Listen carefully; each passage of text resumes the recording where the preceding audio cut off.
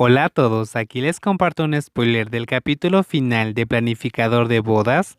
¿Tú ya sabías esto? Basados en el libro. Deberías fingir que estás triste. No es necesario, estoy bastante satisfecho con este método. Dependerá de mi mamá cuánto tiempo pase lamentándose. Nanua estaba realmente asombrado por esa pareja. En lugar de que Cylon estuviera perturbado por aquella acción extremista, este se rió, agarrando cómodamente las llaves del auto mientras abrazaba a Nuea antes de hablar. ¿Vas a ir a mi casa? ¿Estás loco? ¿Ir a qué? Oh, diré que tú y yo nos encontramos en el aeropuerto y que me ofrecí para llevarte de todos modos, pero cuando mamá llamó, tuve que apresurarme porque la novia ha desaparecido, así que tuviste que acompañarme. Me parece muy lógica esta razón para que vayas a mi casa. Parecía una idea tan extraña en principio, pero al final asintió con la cabeza. Oh, vamos, ahora soy un participante en esto. Bien, ¿quieres que compremos algo de comer en el camino? Tengo hambre.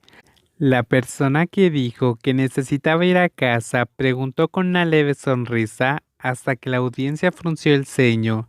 ¿Es el momento adecuado? Lom, ¿no tienes miedo de que tu madre tenga un ataque al corazón?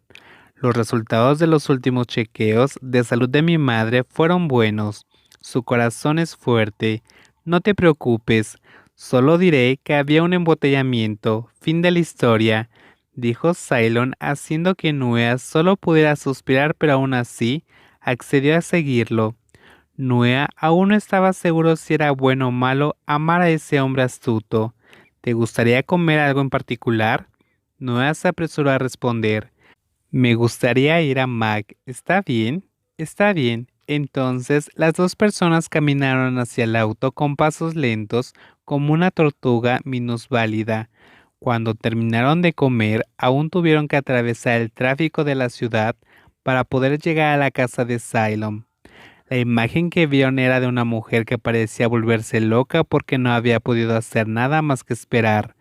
Seguro estaría mucho más impactada si supiera lo que la madre de Jiwa sabía, que no se había ido sola, que había escapado con alguien.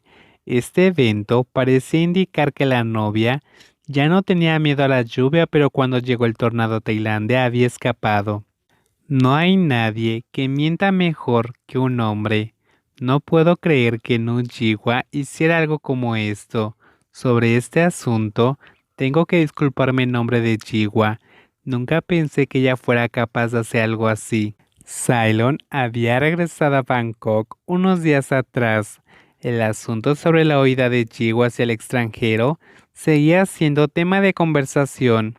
En ese momento, la madre de Jiwa estaba en la casa de Cylon con una cara sombría, disculpándose por las acciones de su hija que hicieron que la madre de Cylon asintiera de manera comprensiva a pesar de que la expresión de su rostro era la de alguien que estaba a punto de explotar.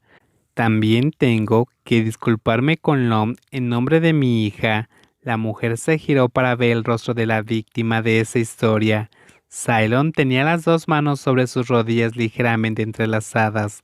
Su rostro era afilado, tenía una barba verdosa y opaca, y sus ojos estaban secos y sin vida, haciendo que la mujer que había ido hasta ahí para disculparse se sintiera avergonzada. Está bien.